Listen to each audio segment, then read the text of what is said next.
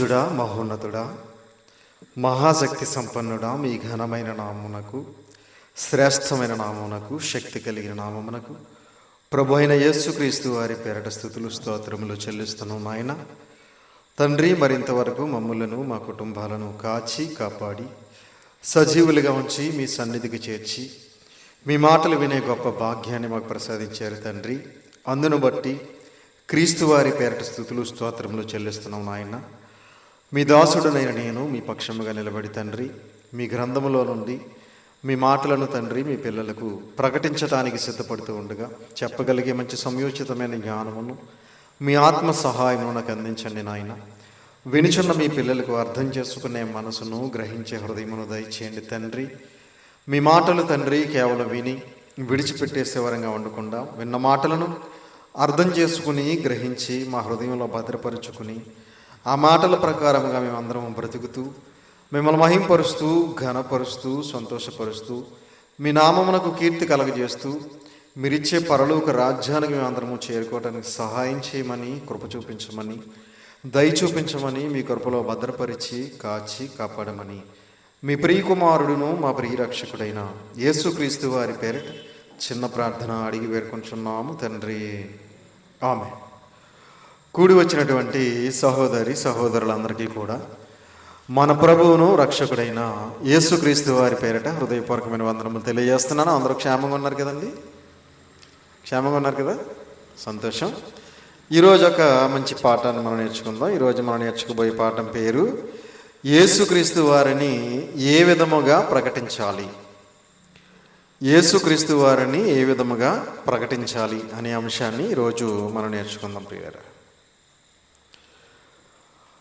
యేసుక్రీస్తు వారిని ఏ విధముగా ప్రకటించాలి. ప్రియమైన దేవుని పిల్లలారా,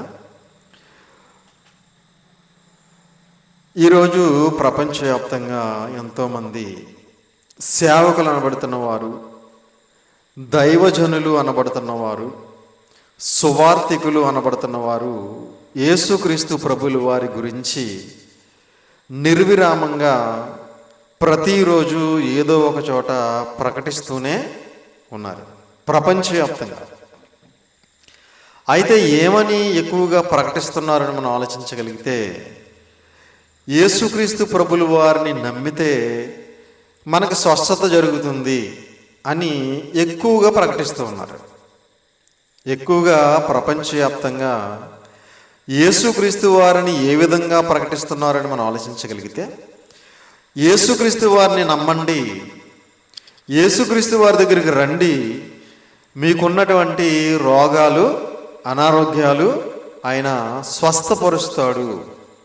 ఎలాంటి అనారోగ్యమైనా సరే, ఏ డాక్టరు బాగు చేయలేనటువంటి రోగాలను కూడా యేసుక్రీస్తు వారి దగ్గరికి వస్తే ఆయన స్వస్థపరుస్తాడు అని క్రొత్త నిబంధనలో యేసుక్రీస్తు వారు స్వస్థపరిచిన కొన్ని సందర్భాలను వాళ్ళు బోధిస్తూ ఉంటారు. ఎందుకంటే యేసుక్రీస్తు ప్రభుల వారు నిజంగా 2000 సంవత్సరాల క్రితం భూమి మీద బ్రతుకున్నప్పుడు ఈ ప్రపంచంలో ఎవ్వరూ ఎప్పుడు ఎక్కడా చెయ్యలేనటువంటి స్వస్థతలో ఆయన చేశారో లేదండి. ఆయన వీళ్ళకలాగా 7 వారాలు రండి, 10 వారాలు రండి అని ఇప్పుడు చెప్పలేదు ఆయన. ఏమండి, ఆయన దగ్గరికి ఎవరైనా ఒకవేళ అనారోగ్యంతో వెళితే వెంటనే ఆయన స్వస్థపరిచినట్టుగా మనకి పరిశుద్ధ గ్రంథంలో ఎన్నో సందర్భాలు మనకు కనబడుతూ ఉంటాయి.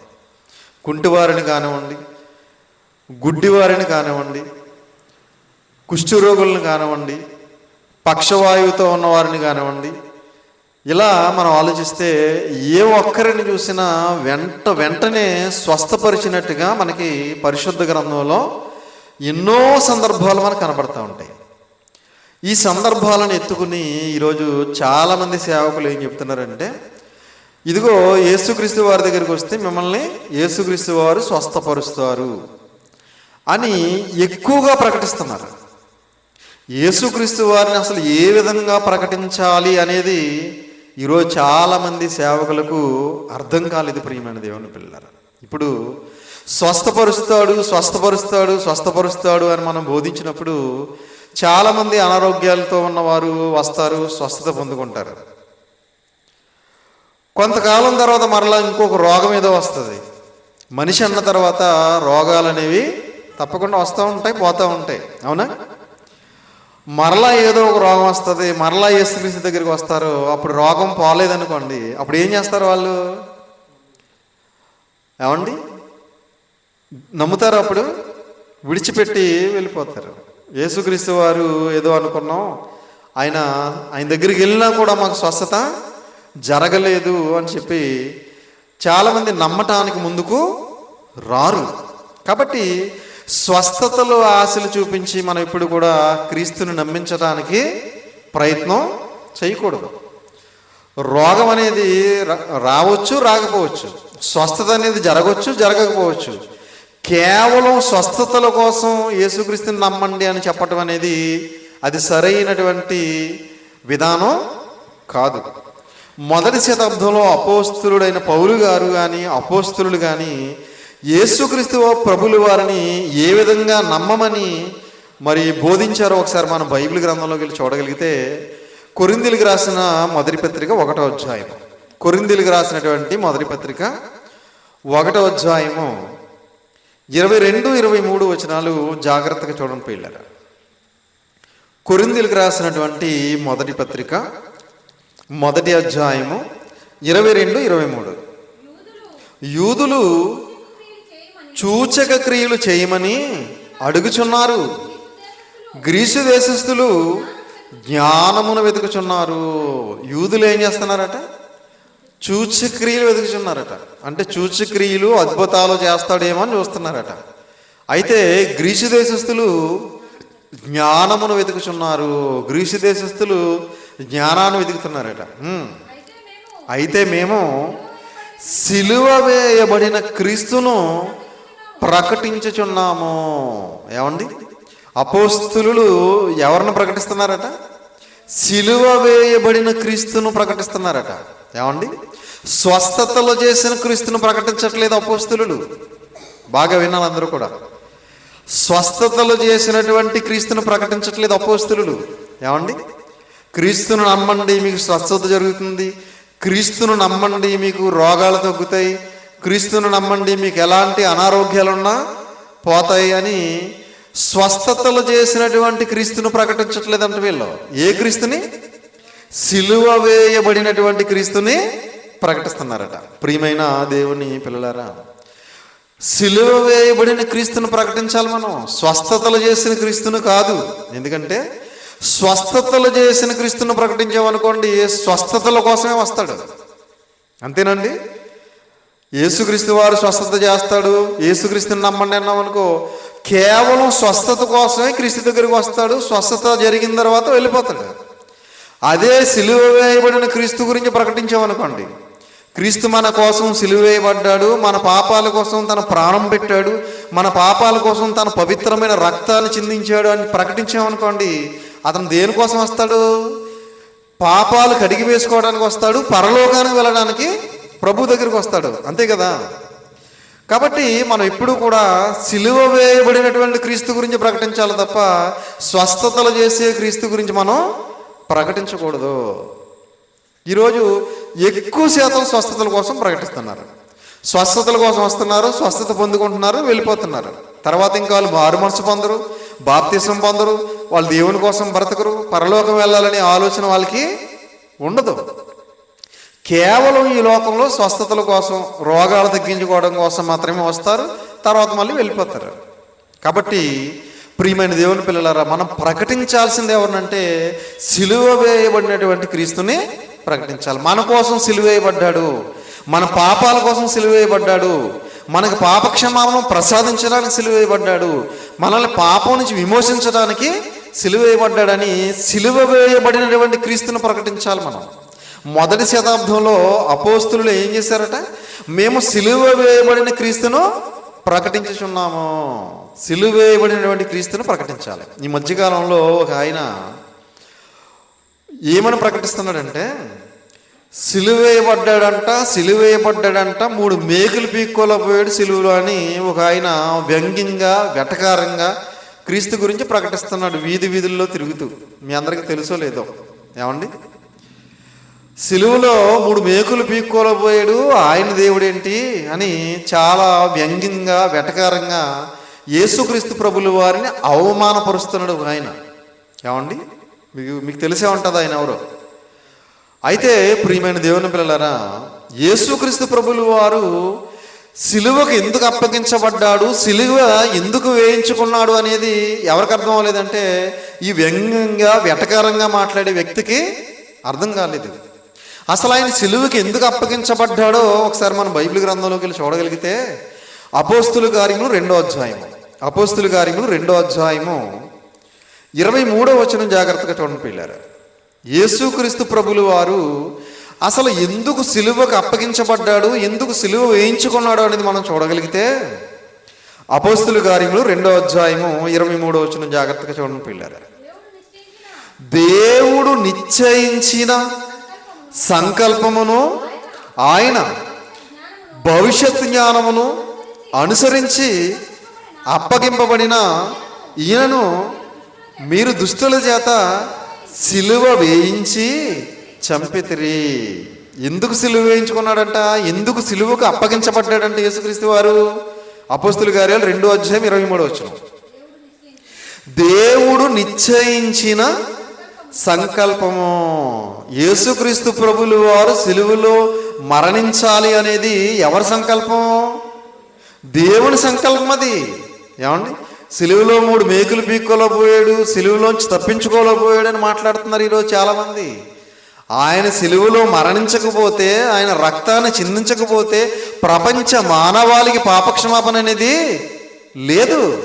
ఇది అర్థం కాక చాలామంది తనను తానే రక్షించుకోలేని వాడు దేవుడు ఎలాగవుతాడు, తను తాను రక్షించుకోలేని వాడు ఇతరులను ఎలా రక్షిస్తాడు అని వ్యంగ్యంగా వెటకారంగా మాట్లాడుతున్నారు ఈరోజు చాలామంది. కాబట్టి యేసుక్రీస్తు వారు సిలువకు అప్పగించబడింది, సిలువలో మరణించింది దేవుని సంకల్పం ప్రకారంగా ఆయన అప్పగించబడ్డాడు. దేవుని సంకల్పము, దేవుడు నిశ్చయించిన సంకల్పమును, దేవుని యొక్క భవిష్యత్తు జ్ఞానమును అనుసరించి, దేవుని యొక్క భవిష్యత్తు జ్ఞానం అంటే భవిష్యత్తులో ప్రపంచంలో ఆరిన నేల మీద పుట్టుకొచ్చే కోటాను కోట్ల మందికి ఈయన పాపక్షమాపణ కోసం తన ప్రాణాన్ని పెట్టాలి అనేది దేవుని భవిష్యత్తు జ్ఞానం. ఇది దేవుని యొక్క భవిష్యత్తు జ్ఞానం అర్థం కాక ఈరోజు ఎంతోమంది నోటుకొచ్చినట్టుగా ఆయన మరణం గురించి మాట్లాడుతున్నారు. ప్రియమైన దేవుని పిల్లలారా, యేసుక్రీస్తు వారి మరణం అనేది ఏమండి దేవుని సంకల్పాన్ని బట్టి, దేవుని భవిష్యత్తు జ్ఞానాన్ని బట్టి జరిగిందే తప్ప ఏమండి ఆయన ఏదో చేతకానోడుగా, ఆయన ఏదో తను తాను రక్షించుకోలేని వాడిగా ఈరోజు చాలామంది మాట్లాడుతున్నారు. పొరపాటు పడుతున్నారు. ఈరోజు అర్థం చేసుకోలేక ఆయన అవమానిస్తున్నారు. కనుక ప్రియమైన దేవుని పిల్లారా, దేవుని భవిష్యత్ జ్ఞానమును బట్టి అనుసరించి అప్పగింపబడిన ఈయనను మీరు దుస్తుల చేత సిలువ వేయించి చంపితిరి. దుస్తుల చేత మీరు ఏం చేశారు? సిలువ వేయించి చంపితిరి. కాబట్టి యేసుక్రీస్తు వారి సిలువ మరణం త్యాగం అనేది దేవుని యొక్క సంకల్పం, దేవుని భవిష్యత్తు జ్ఞానం. అది ఈరోజు ప్రపంచంలో అనేక మందికి అర్థం కావట్లేదు. కాబట్టి యేసుక్రీస్తు ప్రభులు వారి యొక్క సిలువ మరణాన్ని మనం ప్రకటించాలి. అందుకే మొదటి శతాబ్దంలో అపోస్తులు కూడా ఏం చేశారు? యేసుక్రీస్తు వారి యొక్క సిలువ మరణాన్నే ప్రకటించారు. అదే విషయాన్ని ఒకసారి మనం చూడగలిగితే ఇదే అపోస్తుల కార్యాలు 11వ అధ్యాయం, అపోస్తుల కార్యములు 11వ అధ్యాయం, అపోస్తుల కార్యములు 11వ అధ్యాయము 19-20 వచనాలు జాగ్రత్తగా చూడండి పిల్లలు. అపోస్తుల కార్యములు 11వ అధ్యాయం 19-20. స్తెఫను విషయములో కలిగిన శ్రమను బట్టి చెదరిపోయిన వారు యూదులకు తప్ప మరి ఎవరికి వాక్యము బోధింపక ఫెనీకే, కుఫ్రా, అంతియొకయ ప్రదేశముల వరకు సంచరించిరి.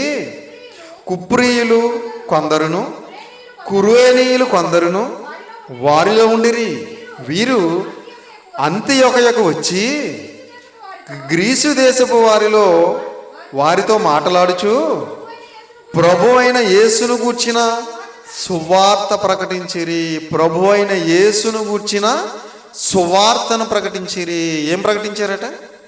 యేసుక్రీస్తు వారిని కూర్చున్నటువంటి సువార్త ప్రకటించారట. యేసుక్రీస్తు వారు చేసిన స్వస్థతలు ప్రకటించలేదు వాళ్ళు ఎక్కడ కూడా. గమనించాలి, అపోస్తులు ఎక్కడా కూడా ఎప్పుడూ కూడా యేసుక్రీస్తు ప్రభులు వారు చేసినటువంటి స్వస్థతల గురించి కానీ, యేసుక్రీస్తు వారు చేసిన సూచక క్రియల గురించి కానీ, యేసుక్రీస్తు ప్రభులు వారు చేసిన అద్భుతాల గురించి కానీ ఎక్కడ కూడా ప్రకటించలేదు ఆయన. మీరు యేసుక్రీస్తు వారిని నమ్మండి, మీరు స్వస్థత పొందుతారని ఎక్కడ కూడా ప్రకటించలేదు. ఏం ప్రకటించారట? ప్రభు అయిన యేసుక్రీస్తుని గురించిన సువార్తను ప్రకటించిరి. సువార్త ప్రకటించారట. సువార్త అంటే ఏంటి ఏమండి? సువార్త అంటే మీ అందరికి తెలుసు కదా. కొరింథీయులకు రాసిన మొదటి పత్రిక 15వ అధ్యాయం 1వ వచనంలో ఒకసారి చూద్దాం. కొరింథీయులకు రాసిన మొదటి పత్రిక 15వ అధ్యాయం 1వ వచనం. మరియు సహోదరులారా, నేను మీకు ప్రకటించిన సువార్తను మీకు తెలియపరుచుచున్నాను. కొరింథీయులకు రాసిన మొదటి పత్రిక 15వ అధ్యాయం 1వ వచనం. సువార్త అంటే ఏంటో అక్కడ రాయబడింది. మరియు సహోదరులారా, నేను మీకు ప్రకటించిన సువార్తను మీకు తెలియపరుచుచున్నాను. మీకు సువార్త ప్రకటించాను కదా, ఆ సువార్తను మీకు తెలియపరుస్తున్నాను అని చెప్పి 3వ వచనంలో ఏం చెప్పాడు చూడండి. నాకు ఇయ్యబడిన ఉపదేశమును మొదట మీకు అప్పగించి తిని, అదేమనగా లేఖనముల ప్రకారము క్రీస్తు మన పాపముల నిమిత్తము మృతి పొందెను, సమాధి చేయబడెను, లేఖనముల ప్రకారము 3వ దినమున లేపబడెను. అది సువార్త. యేసుక్రీస్తు ప్రభులు వారు లేఖనముల ప్రకారం ఏమయ్యాడు? లేఖనముల ప్రకారము ఆయన క్రీస్తు మన పాపముల నిమిత్తము మృతి పొందెను, మన పాపాల నిమిత్తం ఆయన చనిపోయాడు. లేఖనముల ప్రకారం అంటే క్రీస్తుకు పూర్వం కొన్ని వందల వేల సంవత్సరాల క్రితం ప్రవక్తలు ప్రవచించారు కదా క్రీస్తు కోసం. అవే లేఖనాలు. ఆ లేఖనాల ప్రకారం పాత నిబంధన గ్రంథంలో వ్రాయబడినటువంటి లేఖనముల ప్రకారం క్రీస్తు మన పాపముల నిమిత్తము మృతి పొందెను, సమాధి చేయబడెను, లేఖనముల ప్రకారము 3వ దినమున లేపబడెను. అదే సువార్త. కాబట్టి యేసుక్రీస్తు ప్రభువు వారు మన పాపాల కోసం చనిపోయాడు, సమాధి చేయబడ్డాడు, లేపబడ్డాడు. ఆయన మరలా పరలోకానికి ఆరోహణమై వెళ్ళాడు. 2వ రాకడలో ఆయన మన కోసం రాబోతున్నాడు అని మొదటి శతాబ్దంలో అపోస్తులందరూ కూడా అనేక ప్రాంతాలకు వెళ్ళి, అనేక దేశాలకు వెళ్ళి, అనేక ఖండాలకు వెళ్ళి యేసుక్రీస్తు ప్రభువు వారి గురించి, ఆయన మరణం గురించి, ఆయన పునరుత్థానం గురించి ప్రకటించారు తప్ప ఆయన చేసిన స్వస్థతల గురించి ఎక్కడ కూడా ప్రకటించలేదు.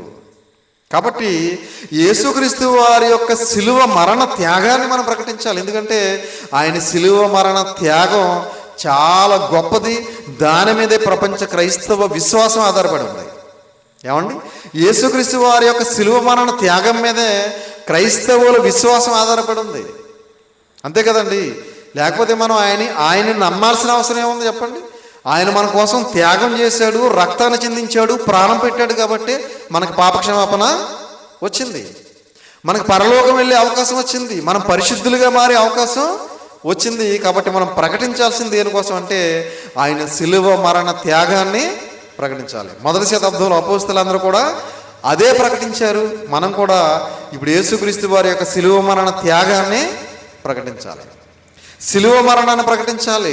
ఆయన మన కోసం ప్రాణం పెట్టిన ఆ త్యాగాన్ని ప్రపంచానికి చెప్పి అనేక మందిని దేవుని వైపు నడిపించాలి తప్ప స్వస్థతల వైపు స్వస్థతలు చేశాడని చెప్పి స్వస్థతలు చేసిన యేసుక్రీస్తుని ఎప్పుడు కూడా మనం ప్రకటించకూడదు. ఎందుకంటే ఈరోజు స్వస్థత పొందుకున్న వాడికి మరలా రేపు రోగం రాదని గ్యారంటీ ఏమీ లేదు. మనిషికి ఎప్పుడో ఒకప్పుడు ఏదో ఒక రోగం వస్తూనే ఉంటుంది. కాబట్టి రోగాల గురించి, స్వస్థతల గురించి మనం ఇప్పుడు కూడా క్రీస్తుని ఈ ప్రపంచానికి పరిచయం చేయకూడదు. కాబట్టి మొదటి శతాబ్దంలో ఇంకా అపోస్తులు ఏం చేస్తారో చూడగలిగితే రోమిలికి రాసిన పత్రిక 15వ అధ్యాయం 19వ వచనం. రోమిలికి రాసిన పత్రిక 15వ అధ్యాయము 19వ వచనం జాగ్రత్తగా చూడండి పిల్లలు. రోమిలికి రాసిన పత్రిక 15వ అధ్యాయం 19వ వచనం. వాక్యము చేతను, క్రియ చేతను, గురుతుల బలము చేతను, మహత్కార్యముల బలము చేతను, పరిశుద్ధాత్మ బలము చేతను, క్రీస్తు నా ద్వారా చేయించిన వాటిని గూర్చియే గాని మరిని దేనిని గూర్చి మాటలాడ తెగింపను. కాబట్టి యెరూషలేము మొదలుకొని చుట్టుపట్ల ప్రదేశములందు ప్రాంతముల వరకు క్రీస్తు సువార్తను పూర్ణముగా ప్రకటించి ఉన్నాను. క్రీస్తు సువార్తను పూర్ణముగా ప్రకటించి ఉన్నాను. పౌలు గారు మాట్లాడుతున్నారు. ఏం ప్రకటించారట పౌలు గారు? క్రీస్తు సువార్తను. సువార్త అంటే ఆయన మరణ, సమాధి, పునరుత్థానం. ఏమంటే యేసుక్రీస్తు మన పాపాల కోసం మరణించాడు అని, యేసుక్రీస్తు మన పాపాల కోసం సిలువేయబడ్డాడు, యేసుక్రీస్తు మన పాపాల కోసం రక్తాన్ని చిందించాడు, సమాధి చేయబడ్డాడు, తిరిగి లేచాడు అని చెప్పి పూర్ణముగా ప్రకటించారట పౌలు గారు. ఏమండి ప్రియమైన దేవుని పిల్లలారా, అంటే యేసుక్రీస్తు ప్రభులు వారిని మొదటి శతాబ్దంలో అపోస్తలులు అందరూ కూడా ఆయన మన కోసం మరణించాడని ప్రకటించారే తప్ప ఆయన స్వస్థతలు చేశాడు, ఇదిగో స్వస్థతలు చేస్తాడు, ఆయన దగ్గరికి రండి, ఆయన నమ్మండి అని ఎప్పుడు కూడా ఎక్కడ కూడా ప్రకటించలేదు. అందుకే ఇదే రోమిలికి రాసిన పత్రిక 15వ అధ్యాయంలోనే 21వ వచనం చూడండి. ఆయనను గూర్చిన సమాచారం ఎవరికి తెలియజేయబడలేదో వారు చూతురనియు వినని వారు గ్రహింతురనియు వ్రాయబడిన ప్రకారము క్రీస్తు నామమెరిగిన చోట్లను సువార్తను ప్రకటింపవలెనని మిక్కిలి ఆశగలవాడన ఉండి అలాగును ప్రకటించి తిని. చూసారా పౌలు గారు ఏం చేస్తున్నారట?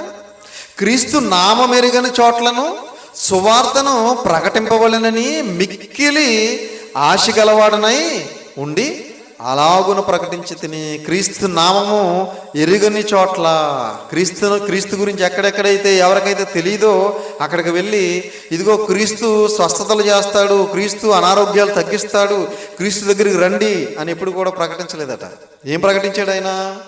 క్రీస్తు నామం ఎరుగని చోట్లను సువార్తను ప్రకటింపవలెనని మిక్కిలి ఆశ గలవాడనై చాలా ఆశ కలిగి ఉన్నాడట పౌలు గారు. ఏమని? సువార్తను ప్రకటించాలి. క్రీస్తునామం ఎరగని చోట్ల ఎంతోమంది ఉన్నారు క్రీస్తునామం ఎరగని వారు, కాబట్టి అక్కడికి వెళ్ళాలి, అక్కడికి వెళ్ళి సువార్తను ప్రకటించాలని మిక్కిలి ఆశ గలవాడనై ఉండి అలాగున ప్రకటించి తిని. ఎలాగా? ఏమండి? క్రీస్తు మన పాపాల కోసం సిలువేయబడ్డాడు, క్రీస్తు మన పాపాల కోసం రక్తం చిందించాడు, క్రీస్తు మన పాపాల కోసం తన ప్రాణం పెట్టాడు, క్రీస్తు చనిపోయాడు, సమాధి చేయబడ్డాడు, తిరిగి లేచాడు. మనం కూడా చనిపోయిన తర్వాత మనం కూడా బ్రతుకుతాం క్రీస్తు రెండవ రాకడలో అని ఇదిగో పౌలు గారు అనేక ప్రాంతాలకు వెళ్ళి అనేక చోట్ల క్రీస్తు సువార్తను ప్రకటించాడట. ఏమండి? క్రీస్తు సిలువ త్యాగాన్ని ప్రకటించాడట. కాబట్టి మొదటి శతాబ్దంలో అపోస్తలులు అందరూ కూడా క్రీస్తు సిలువ త్యాగాన్నే ప్రకటించారు. ఈరోజు ప్రపంచవ్యాప్తంగా అనేక మంది సేవకులు అనబడుతున్న వారు, దైవజనులు అనబడుతున్న వారు, సువార్థికులు అనబడుతున్నారు. ఎక్కువ శాతం దేనికోసం ప్రకటిస్తున్నారు? స్వస్థతలే. ఏమండి? మనుషులు కూడా స్వస్థతలు అంటేనే వస్తారండి. స్వస్థతశాలలో చూడండి, ఊరికి ఒక స్వస్థతశాల ఉన్నట్టుగా ఉంది ఈరోజు. ఏమండి? స్వస్థతశాలకు వెళ్ళిపోతూ ఉంటారు. ప్రతి శుక్రవారం లేదా ప్రతి గురువారం పెడతా ఉంటారు కదా వాళ్ళు. ఆ స్వస్థతశాలకి వెళ్ళిపోయి స్వస్థత చేయించుకోవటానికి ఇష్టపడుతున్నారు తప్ప శరీరానికి వచ్చిన రోగాలు తగ్గించుకోవటానికి ఇష్టపడుతున్నారు తప్ప శరీరం లోపల ఉన్నటువంటి ఆత్మ గురించిన ఆలోచన ఏ ఒక్కరికైనా ఉందండి? శరీరాన్ని నడిపిస్తున్నటువంటి, శరీరాన్ని కదిలిస్తున్నటువంటి, శరీరంలో ఉన్న ఆత్మ గురించిన ఆలోచన వచ్చేవారికి లేదు, రమ్మనే వారికి లేదు. ఆత్మ సంబంధమైన బోధ లేదు ఈరోజు. శరీర సంబంధమైన బోధ చేస్తున్నారు ఈరోజు ఎక్కువగా. ప్రియమైన దేవుని పిల్లలారా, ఇలా మాట్లాడితే విమర్శిస్తున్నారు అనుకుంటారు. వాస్తవం ఇది. ప్రపంచవ్యాప్తంగా అనేక మందికి సేవకులు చూపించే ఆశలు ఏంటో తెలుసండి?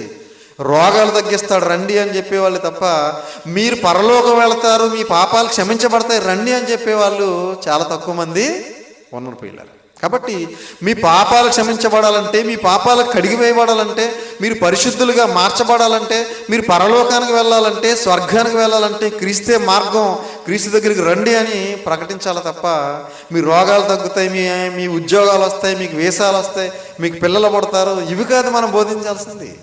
ఏమండి? ప్రియమైన దేవుని పిల్లలు, ఈ బోధలు ఎక్కువైపోయాయి ఈరోజు. కానీ పౌలు గారు అంటున్నారు, క్రీస్తు నామం ఎరుగని చోట్లను సువార్తను ప్రకటింపవలెనని మిక్కిలి ఆశ గలవాడనై ఉండి అలాగున ప్రకటించి తిని. ఎలా ప్రకటించారు? సిలువలో మన కోసం చనిపోయాడని ప్రకటించారు తప్ప స్వస్థతలు చేస్తాడని ప్రకటించలేదు. ఏమండి? ఇంకా పౌలు గారు పలుకుతున్న మరొక మాట మనం చూడగలిగితే కొలసీలకు రాసిన పత్రిక మొదటి అధ్యాయము యేసుక్రీస్తు వారిని ప్రకటిస్తూ అనేక మందిని ఆయన ఎలా పరలోకానికి ప్రిపేర్ చేస్తున్నాడు చూడండి ఒకసారి. కొలసీలకు రాసిన పత్రిక 1:28. కొలసీలకు రాసిన పత్రిక 1:28. ప్రతి మనిషిని క్రీస్తునందు సంపూర్ణునిగా చేసి ఆయన ఎదుట నిలవబెట్టవలెనని సమస్త విధమైన జ్ఞానముతో మేము ప్రతి మనుషునికి బుద్ధి చెప్పుచు ప్రతి మనుషునికి బోధించుచు ఆయనను ప్రకటించుచున్నాము. ఎలా ప్రకటిస్తున్నారట? ప్రతి మనుషుని క్రీస్తునందు సంపూర్ణునిగా చేసి. ప్రతి మనిషిని ఏం చేయాలనుకుంటున్నారట? క్రీస్తులో సంపూర్ణుడిగా చేయాలి. ఏమండి? క్రీస్తు దగ్గర స్వస్థత కలిగే విధంగా చేయాలనుకోవట్లేదు వాళ్ళు. ఏమండి? ప్రతి మనిషిని క్రీస్తునందు సంపూర్ణునిగా చేసి ఆయన ఎదుట నిలబెట్టాలి. ఎలా నిలబెట్టాలనుకుంటున్నారట? వీళ్ళందరూ కూడా క్రీస్తునందు ఎలా ఉండాలంటే సంపూర్ణులుగా నిలబడాలి. ఏమండి? వీళ్ళందరూ కూడా స్వస్థత పొందుకొని ఆరోగ్యవంతులుగా క్రీస్తునందు నిలబడాలి అని అనుకోవట్లేదట. ఏమండి? క్రీస్తునందు సంపూర్ణులుగా ఉండాలి. క్రీస్తు ఎలాగైతే బ్రతికాడో అలాగే అందరూ కూడా బ్రతికే విధంగా అపోస్తులు ఏం చేస్తున్నారు? ప్రతి మనిషిని క్రీస్తునందు సంపూర్ణునిగా చేసి ఆయన ఎదుట నిలబెట్టవాలనని సమస్త విధమైన జ్ఞానముతో జ్ఞానం బోధిస్తున్నారట. సమస్త విధమైన జ్ఞానముతో మేము ప్రతి మనుషునికి బుద్ధి చెప్పుచు ప్రతి మనుషునికి బుద్ధి చెబుతున్నారట. బుద్ధి చెబితే ఈరోజు వినేవాళ్ళు ఉన్నారండి. బుద్ధి చెబితే ఎల్లవయ్య నువ్వు మాకు చెప్పేది ఏంటి అనేవాళ్ళు ఉన్నారు ఇప్పుడు. ఏమండి?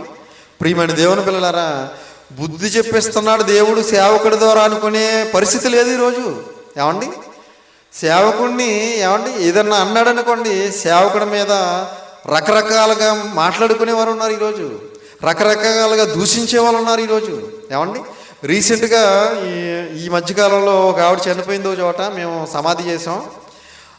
ఆ ఓదార్పు కూడికి మేము వెళ్ళే ముందు మాకు ఫోన్ చేశారు వాళ్ళు. ఫోన్ చేసి, పాస్టర్ గారు మీరు తొందరగా వచ్చేయండి, మనం శ్మశానానికి వెళ్ళాలి, అక్కడ ప్రార్థన చేసి క్యాండిల్స్ వెలిగించి రావాలి, మీరు తొందరగా వచ్చేయండి అన్నారు.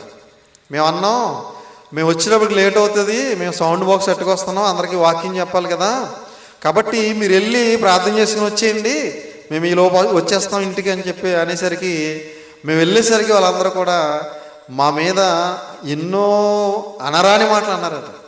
ఎన్నో బూతులు మాట్లాడారంట మా కోసం. ఏమండి? మేము వెళ్ళిన తర్వాత అందరూ కూడా అదో రకంగా చూస్తున్నాం మమ్మల్ని. ఏదో జరిగింది అనుకున్నాం, తర్వాత వాక్యం అయిపోయిన తర్వాత తెలిసింది ఏంటంటే, ఇదిగో మొన్న పలానా ఆయన చనిపోతే ఆ పాస్టర్ గారు వచ్చి ప్రార్థన చేసి కొవ్వొత్తులు వెలిగించాడు కదా, ఈ పాస్టర్ గారు రావటానికి ఈయనకేం తెలియదు అంటున్నారంట. చూసారా? అనటమే కాదు, ఎన్నో పచ్చి బూతులు మాట్లాడారంట. ఇప్పుడు శరీరం కేవలం నిష్ప్రయోజనం అని బైబిల్ గ్రంథంలో ఉంది. శరీరం మట్టిలో కలిసిపోద్ది, ఆత్మేమో వెళ్ళిపోయింది దేవుడు ఏర్పాటు చేసిన స్థలానికి. ఇప్పుడు మనం అక్కడికి వెళ్ళి ప్రార్థన చేయడం వల్ల, కొవ్వొత్తులు వెలిగించడం వల్ల వచ్చే ప్రయోజనం ఏముంది చెప్పండి? ఏమనుందండి? శరీరం మట్టిలోకి వెళ్ళిపోద్ది, అక్కడికి వెళ్ళి ప్రార్థన చేస్తే ఏంటి ప్రయోజనం? ఏమీ లేదు. అందుకే మేము మీరు వెళ్ళొచ్చేయండి బాబు, మేము వెనకాల వస్తామని చెప్పాం. అది ఇప్పుడు ఎలా ఉందో వాళ్ళకి? అది పెద్ద నేరంగా ఉంది, అది పెద్ద తప్పుగా ఉంది. కనుక ప్రియమైన దేవుని పిల్లారా, సత్యం చెబితే చాలామంది అంగీకరించరండి. సత్యం చెప్పేవాడిని స్వీకరించరు, సత్యం చెప్పేవాడిని ఇష్టపడరు. కనుక ప్రియమైన దేవుని పిల్లారా, కాబట్టి ప్రతి మనుషునికి బుద్ధి చెప్పుచు ప్రతి మనుషునికి బోధించుచు ఆయనను ప్రకటించుచున్నాము. యేసుక్రీస్తు వారిని ప్రకటిస్తున్నారు మొదటి శతాబ్దంలో అపోస్తలుడు. ప్రతి మనుషుని క్రీస్తునందు ఏం చేయాలి? సంపూర్ణునిగా చేయాలి. ప్రతి మనిషిని స్వస్థత చేయాలి కాదు, ప్రతి మనిషిని ఏం చేయాలి? సంపూర్ణునిగా చేయాలి, పరలోకానికి వెళ్ళేవాడిగా తయారు చేయాలి. ఏమండి? అతనిలో ఉన్నటువంటి లోకాసులు, శరీరాసులు, నేత్రాసులు ఏ ఆశలు ఉండకుండా అతను పరలోకానికి మాత్రమే వెళ్ళేవాడిగా అతన్ని ఏం చేయాలి? తయారు చేయాలి. ప్రతి మనిషిని కూడా బుద్ధి చెప్పాలి, అతనికి బోధించాలి. బోధించి అతను క్రీస్తు కోసం చెప్పాలి. క్రీస్తు ఇదిగో ఈ లోకంలో ఇలా బ్రతికాడు, ఇలా మన కోసం చనిపోయాడు అని క్రీస్తు గురించి బోధించాలి తప్ప క్రీస్తు చేసిన అద్భుతాలు, సూచక్రియలు, స్వస్థతల గురించి మనం ఎప్పుడు కూడా ఈ సమాజానికి చెప్పకూడదు ప్రియులారా. చెప్పినా కూడా వాళ్ళు స్వస్థతల కోసమే వస్తారు తప్ప పరలోకం కోసం, పాపక్షమాపణ కోసం ఎవరూ రారు ప్రియులారా. కొంతమందికి క్రీస్తు శిలువ త్యాగం గురించి చెప్పినా కూడా కొంతమంది నమ్మరండి. ఏమండి, అలా నమ్మని వారి గురించి కూడా దేవుడు ఒక మంచి మాట రాయించాడు. అదేంటో చూడగలిగితే కొరింథీయులకు రాసిన మొదటి పత్రిక 1వ అధ్యాయం. కొరింథీయులకు రాసిన మొదటి పత్రిక 1వ అధ్యాయము 18వ వచనం జాగ్రత్తగా చూడండి ప్రియులారా. సిలువను గూర్చిన వార్త నశించుచున్న వారికి వెర్రితనము కానీ, సిలువను గూర్చిన వార్త, మనం సిలువ గురించి, సిలువలో క్రీస్తు మరణించాడు మన పాపాల కోసం అని ప్రకటించామనుకోండి, చాలామందికి ఎలా ఉంటుంది తెలుసండి, అది వెర్రితనంగా ఉంటుంది. ఏమండి, క్రీస్తు మన కోసం చనిపోవడం ఏంటి, మనం ఇంకా ఇప్పుడు పుట్టలేదు కదా, మనం ఇంకా పాపాలు చేయలేదు కదా, పాపాలు చేసిన తర్వాత మన కోసం మరణించాలి కదా, మనం పుట్టకుండానే, మనం పాపాలు చేయకుండానే ఆయన మన కోసం మరణించడం ఏంటని సిలువను కూర్చిన వార్త వెర్రితనంగా భావించే మహాజ్ఞానులు కూడా ప్రపంచంలో చాలామంది ఉన్నారు. ఏమండి, అది కింద ఇంకో మంచి మాట చెప్పారు చూడండి. రక్షించబడుచున్న మనకు దేవుని శక్తి, రక్షించబడుచున్న వారికి ఎలాంటిదట, దేవుని శక్తి. సిలువను గూర్చిన వార్త నశించబోతున్న వారికి వెర్రితనం, రక్షించబడుతున్న వారికి దేవుని శక్తి. కాబట్టి నరకానికి వెళ్ళిపోయే వారికి అది వెర్రితనంగానే ఉంటుంది. నశించిపోతున్నవారు అంటే అర్థం ఏంటి, నరకానికి వెళ్ళిపోతారు, ఇంకా వాళ్ళు నమ్మరు.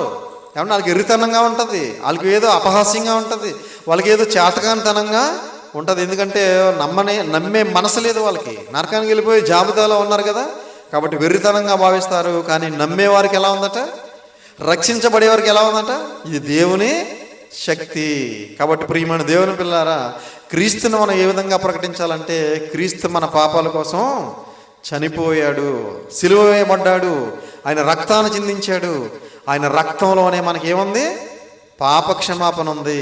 మనకు పరిశుద్ధత రావాలంటే ఆయన రక్షకుడిగా అంగీకరించాలి, మారు మనసు పొందాలి, బాప్తిసం తీసుకోవాలి, ఆయన రాజ్యంలో సభ్యులుగా చేరాలి, ఆయన సంఘంలో సభ్యులుగా చేరాలి, తన స్వరక్తమిచ్చి సంపాదించిన సంఘంలో సభ్యులుగా చేరి మనందరం కూడా ఆయన అడుగుజాడల్లో నడుచుకుని ఆయనను పోలి జీవించి ఆయన రాకడ కోసం ఎదురు చూడాలి, సిద్ధపడాలి అని చెప్పి బోధించాలి తప్ప ఇదిగో స్వస్థతలు చేస్తాడు, రోగాలు తగ్గిస్తాడు, ఉద్యోగాలు ఇస్తాడు, అప్పులు తీరుస్తాడు, పిల్లలు పుడతారు, ఇవి కాదు మనం బోధించాల్సింది. కాబట్టి ఈరోజు ఎక్కువ శాతం ఇదే బోధిస్తున్నారు, ఎక్కువ శాతం వీటి కోసమే నమ్ముకుంటున్నారు. కాబట్టి ఇలాంటి వాళ్ళు ఎవరు కూడా పరలోకానికి వెళ్ళాలని ఆలోచన కూడా వీళ్ళకి ఉండదు. ఏమండి, ఎక్కువ శాతం ఈ లోక సంబంధమైనవి, భూ సంబంధమైనవి, శరీర సంబంధమైన వాటి మీదే మనసు పెడతారు తప్ప మరణించిన తర్వాత నా ఆత్మ పరలోకం అనే మహాలోకానికి, నిత్య జీవానికి వెళ్ళాలంటే ఇదిగో క్రీస్తే స్వర్గానికి మార్గం అని నమ్మేవారు కరువైపోతున్నారు ప్రియమైన దేవుని పిల్లలు. కాబట్టి మనం ప్రకటించాల్సింది పాప క్షమాపణ పొందుకోవాలంటే క్రీస్తు దగ్గరికి రావాలని ప్రకటించాలి.